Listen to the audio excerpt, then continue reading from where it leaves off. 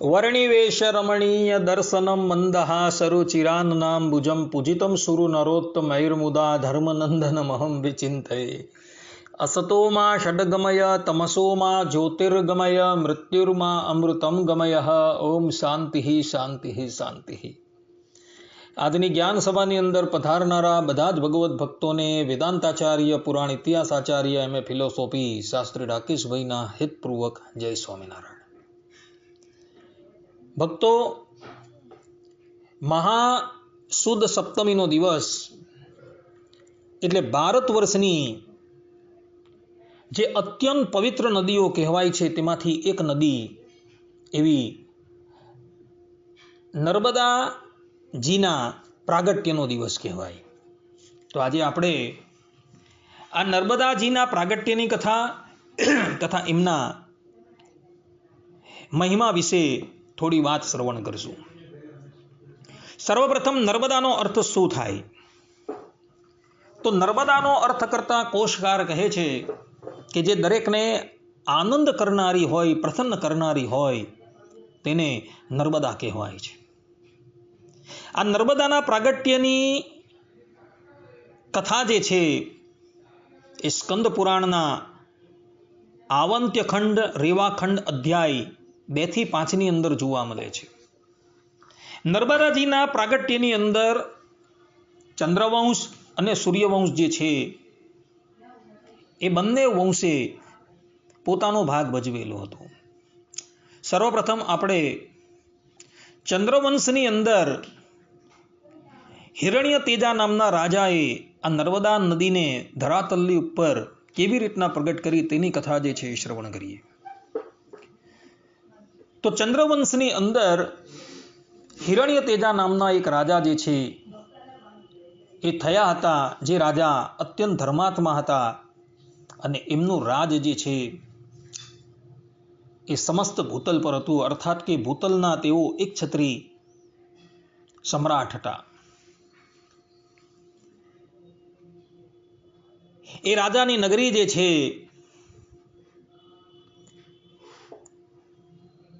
એ નગરી ચંદ્રપુરી હતી।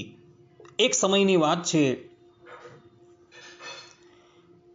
સૂર્યગ્રહણનો સમય હતો। રાજાએ બ્રાહ્મણોને અનેક પ્રકારના દાન આપ્યા અને પિતૃઓની તૃપ્તિ પણ એમણે હવ્ય અને કવ્યથી કરી તથા દેવતાઓની તૃપ્તિ પણ એમણે કરી।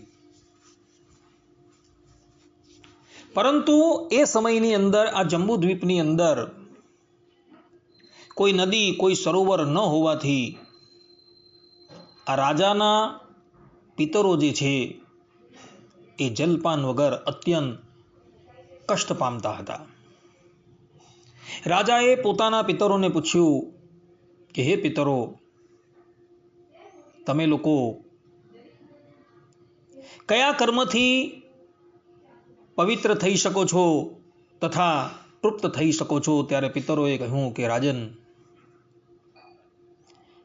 ધરાતલની ઉપર જો નર્મદા નદી આવી જાય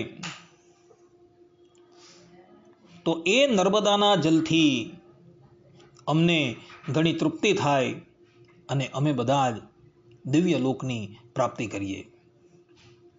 પિતરોની વાત સાંભળી હિરણ્ય તેજા રાજા જે છે એ ઉદયાચલ પર્વતની ઉપર તપસ્યા કરવા માટે પધાર્યા।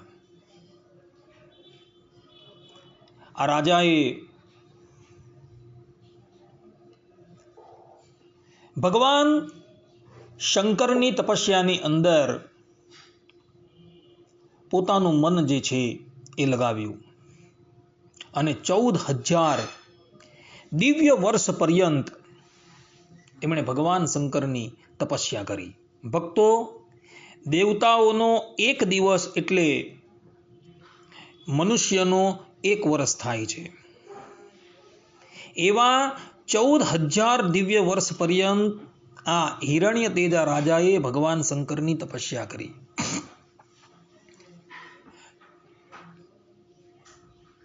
તપસ્યાથી પ્રસન્ન થઈ ભગવાન શંકર આ રાજાની સન્મુખ ઉપસ્થિત થયા અને રાજાને કહે છે કે હે રાજા, તારે જે પણ કંઈ મનોવાંછિત વરદાન પ્રાપ્ત કરવાની ઈચ્છા હોય તે મારી પાસે માગી લે. ત્યારે રાજાએ કહ્યું કે હે પ્રભુ,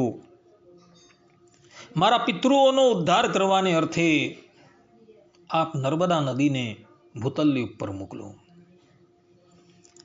રાજાની વાત સાંભળી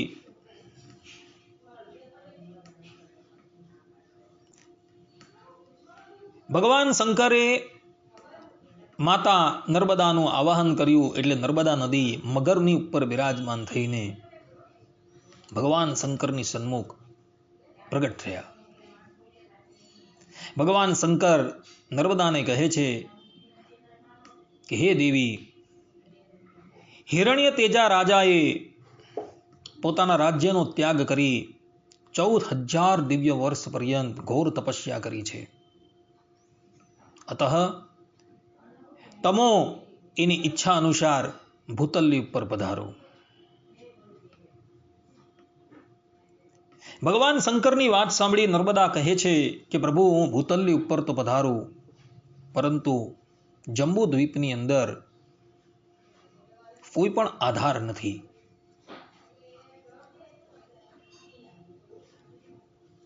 નર્મદાની વાત સાંભળી ભગવાન શંકરે પર્વતોને કહ્યું કે તમે બધા ક્ષણવારને માટે સ્થિર થઈ જાઓ, જેથી સરિતાઓમાં શ્રેષ્ઠ નર્મદા નદી જે છે એ પૃથ્વીની ઉપર પધારે. ભગવાન શંકરની વાત સાંભળી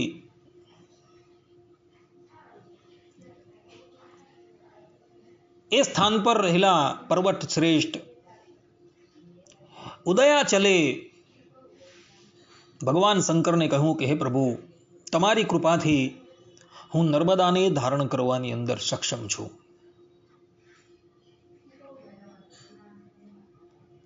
આ પ્રમાણે જ્યારે ઉદયાચલે કહ્યું ત્યારે નર્મદા દેવી એની ચોટી પર અર્થાત કે એના શિખરની ઉપર ચરણ દઈ આકાશમાંથી પૃથ્વી પર પધાર્યા. નર્મદાનો અત્યંત વેગ હતો અને નર્મદાજીને થોડો ગર્વ પણ હતો. એટલે એ અત્યંત વેગ દ્વારા ધરાતલ્લી ઉપર વહેવા લાગ્યા અને એને લઈને ત્રણેય લોકની અંદર હાહાકાર મચી ગયો. એવા જ સમયની અંદર પાતાળમાંથી એક તેજોમય પ્રજ્વલિત લિંગ જે છે એ બહાર નીકળે છે અને હુંકારપૂર્વક નર્મદાને કહે છે કે હે સમસ્ત પાપોને હરનારી અને ઉત્તમ વ્રતનું પાલન કરનારી નર્મદા, તમે મર્યાદાનું ધારણ કરો. તમને ધારણ કરવાને અર્થે ભગવાન શંકરે 4 પર્વતોની સૃષ્ટિ કરેલી છે. એમાં એક છે મેરુ, બીજા છે હિમવાન અર્થાત કે હિમાલય, ત્રીજા છે કૈલાસ અને ચોથા છે વિંધ્યાચલ. એ તમને ધારણ કરશે. આ પ્રમાણેની વાત સાંભળી નર્મદા દેવી જે છે એ શાંત થઈ જાય છે. તે પછી હિરણ્ય તેજા રાજા જે છે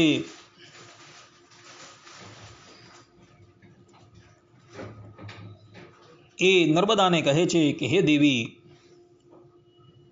આપે અમારા પર ઘણો અનુગ્રહ કરેલો છે. અમારા પિતાના અર્થાત કે અમારા પૂર્વજોના ઉદ્ધારને અર્થે તમે ધરાતલ્લી ઉપર પધાર્યા છો.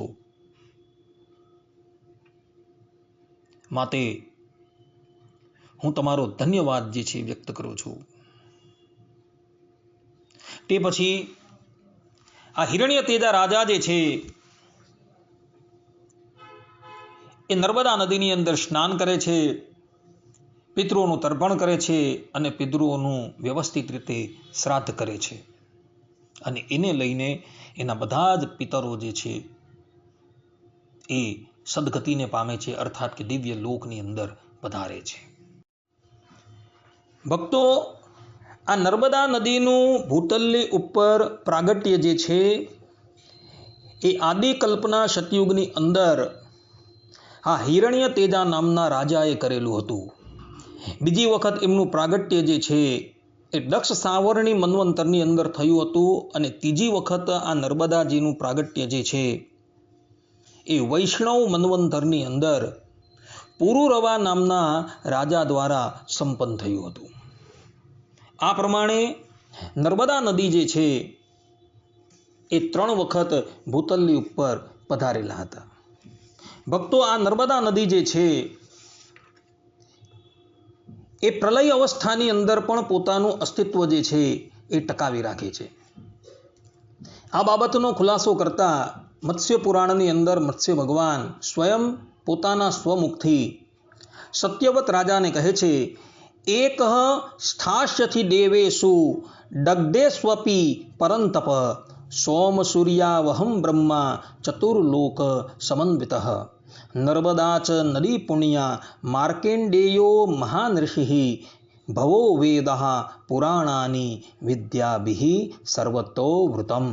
अर्थात कि इस आंतर प्रलय में सोम, सूर्य, मैं अर्थात के मत्स्य भगवान, चारों लोकों सहित ब्रह्मा, पुण्य तोया नर्मदा नदी, महर्षि मार्केंडेय, भगवान शंकर, चारों वेद विद्याओं द्वारा सब ओर से गिरे हुए पुराण और तुम्हारे साथ यह नौका स्थित विश्व यही बचेंगे.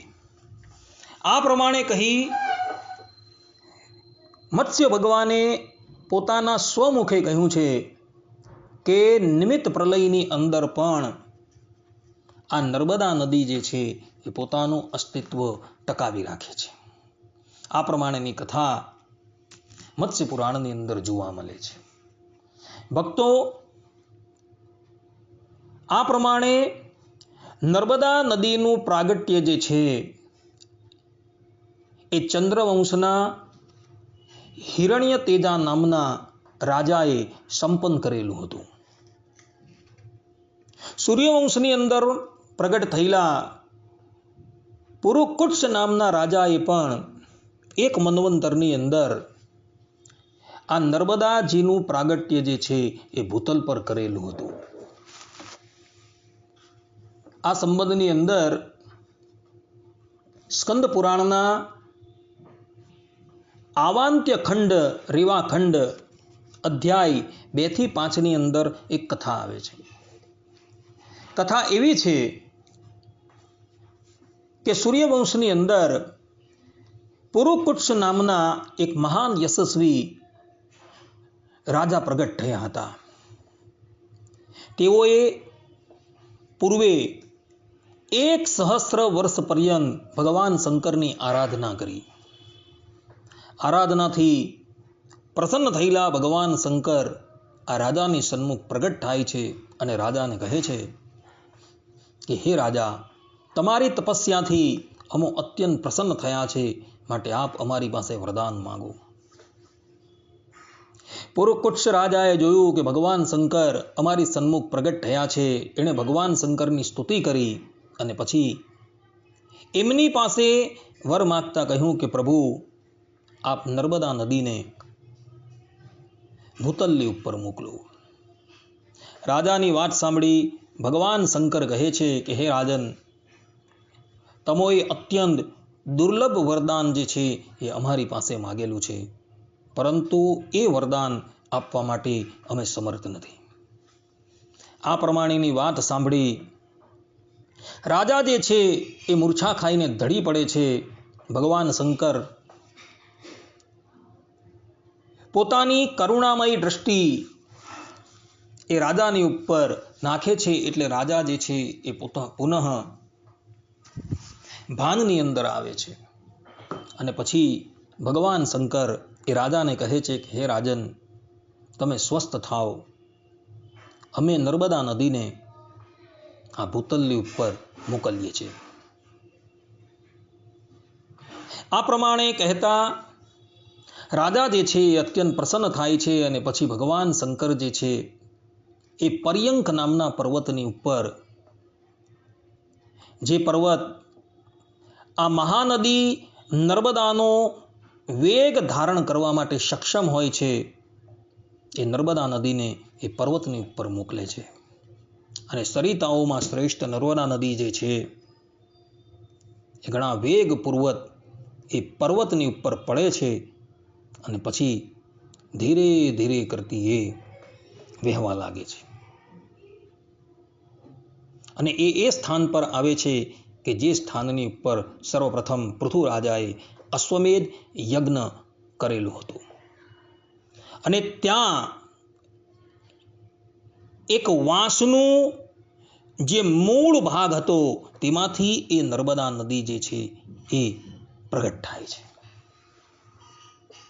કહેવાનું તાત્પર્ય એ છે કે પર્યંક પર્વતની ઉપર નર્મદા નદી પડે છે અને ધીરે ધીરે એ પર્વત પરથી નીચે ઉતરે છે અને એ જ પર્વતની પર સર્વપ્રથમ પૃથુ રાજાએ અશ્વમેધ યજ્ઞ કરેલો હતો અને ત્યાં રહેલા વાંસના મૂળમાંથી એ નર્મદા નદી જે છે એ પ્રગટ થાય છે. નર્મદા નદી પ્રગટ થઈ એટલે બધા જ દેવતાઓ છે, ગંધર્વો છે, પ્રેત છે, પિશાચ છે, એ બધા જ નર્મદા નદીની પાસે આવે છે અને બધા જ નર્મદા નદીની અંદર સ્નાન તથા તર્પણ કરવા માટે તૈયાર થાય છે. ત્યાં જ નર્મદા નદી કહે છે કે હે દેવતાઓ, હે યક્ષો, હે ગંધર્વો, હજુ અમારા લગ્ન થયા નથી, માટે આપ અમારો સ્પર્શ ન કરશો. ત્યારે બધા જ દેવતાઓ કહે છે કે હે દેવી, સૂર્યકુલની અંદર પુરુકુષ્ટ નામના રાજા જે છે એ રાજા સમુદ્રનો અવતાર છે. આ પુરુકુક્ષુ રાજા જે છે એ તમારા પતિ થવાને લાયક છે, કારણ કે એ રાજા અત્યંત ધર્માત્મા છે અને અત્યંત યશસ્વી છે. સ્વયંભૂ બ્રહ્માજી જેવા એ ધર્માત્મા છે, માટે તમે એની સાથે જ પોતાના લગ્ન કરો. આ પ્રમાણેની વાત સાંભળી નર્મદા નદી જે છે એ પુરુકુક્ષુની સાથે લગ્ન કરે છે. આ પ્રમાણેની કથા ભક્તો અહીં રેવાખંડ અર્થાત સ્કંદ પુરાણના રેવાખંડની અંદર જોવા મળે છે. ભૂતલની ઉપર નર્મદાજીના પ્રાગટ્યની અંદર ચંદ્રવંશીઓ અને સૂર્યવંશીઓ બંને નિમિત્ત બની ગયા હતા. શાસ્ત્રોની અંદર નર્મદાના સ્નાનનો પાનનો અત્યંત મહિમા જે છે એ બતલાવવામાં આવેલો છે. સ્કંદ પુરાણના આવંત્યખંડ રેવાખંડની અંદર मार्कंडेय मुनि जे छे એ પોતાના સ્વમુખથી કહે છે કે नर्मदा के नाम का कीर्तन करना और उसके संगम तीर्थ में दान देना इसके समान दूसरी कोई वस्तु नहीं है. जो बुद्धिमान प्रातः काल उठकर नर्मदा नदी का स्नान करता है, उनका पहले जन्म का और इस जन्म का किया हुआ पाप नष्ट हो जाता है. कोई भी मनुष्य यदि नर्मदा में जहाँ कहीं भी स्नान कर लेता है, उसका किया हुआ 100 जन्म का पाप तत्काल नष्ट हो जाता है. जो नर्मदा के तट पर मृत्यु को प्राप्त होता है, वो भगवान शंकर के स्वरूप को प्राप्त होता है. जहाँ नर्मदा नहीं है, वहाँ पापों का प्रायश्चित करने की प्रेरणा की जाती है, परंतु नर्मदा जल प्राप्त होने पर तो प्रायश्चित की आवश्यकता ही नहीं रहती. અહીં સ્પષ્ટ રૂપે માર્કંડેય ઋષિ જે છે એ કહી રહ્યા છે કે નર્મદા નદીની અંદર કેવલ સ્નાન કરવા માત્રથી મનુષ્યના અનેકો જન્મના પાપ જે છે એ તત્કાલ બળીને ભસ્મ થઈ જાય છે. જે મનુષ્ય આ નર્મદાના તટની ઉપર પોતાનો દેહ ત્યાગ કરે છે, એ વ્યક્તિ શિવ સાયુજ્યને પ્રાપ્ત કરે છે. અર્થાત કે કેવલ નર્મદાના તટની ઉપર દેહ ત્યાગ કરવા માત્રથી જ એ મનુષ્ય જે છે એ કૈલાસની અંદર જાય છે અને શિવનો ગણ થાય છે. આ પ્રમાણેનો મહિમા જે છે ભક્તો અહીં સ્કંદ પુરાણના રીવાખંડની અંદર માર્કંડેયજીએ કહેલો છે. સ્કંદ પુરાણના બ્રહ્મખંડ ધર્મારણ્ય મહાત્મયની અંદર વશિષ્ઠજીએ ભગવાન શ્રી રામને પણ આ નર્મદાનો મહિમા જે છે એ કહેલો છે. વશિષ્ઠ ઋષિ કહે છે કે ગંગા, નર્મદા, तापी, यमुना, सरस्वती, गंडकी, गोमती और पूर्णा, ये सभी नदियाँ परम पावन है. इन सब में नर्मदा और त्रिपथगामिनी गंगा श्रेष्ठ है. हे रघुनंदन, श्री गंगा जी दर्शन मात्र से ही सब पापों को जला देती है. कलयुग में नर्मदा का दर्शन करने से 100 जन्मों के समीप जाने से 300 जन्म के और जल में स्नान करने से 1000 जन्मों के पापों का वह नाश कर देती है. नर्मदा के तट पर जाकर साग और मूल फल से भी एक ब्राह्मण को भोजन कराने से कोटि ब्राह्मणों को भोजन देने का फल प्राप्त होता है. અહીં સ્પષ્ટ રૂપે વશિષ્ઠ ઋષિ જે છે એ ભગવાન શ્રી રામને સંબોધન કરીને કહે છે કે કલિયુગની અંદર કેવલ નર્મદાનું દર્શન કરવા માત્રથી 100 જન્મના પાપો જે છે એ સમાપ્ત થઈ જાય છે. એની સમીપ જવા માત્રથી 300 જન્મના અને એના જલમાં સ્નાન કરવા માત્રથી 1000 જન્મના પાપો જે છે એ નષ્ટ થઈ જાય છે. નર્મદાના કિનારા પર કોઈક બ્રાહ્મણને ભોજન કરાવવા માત્રથી કોટી બ્રાહ્મણોને ભોજન કરાવ્યાનું ફલ પ્રાપ્ત થાય છે. આ પ્રમાણે વશિષ્ઠજી ભગવાન શ્રી રામને કહે છે.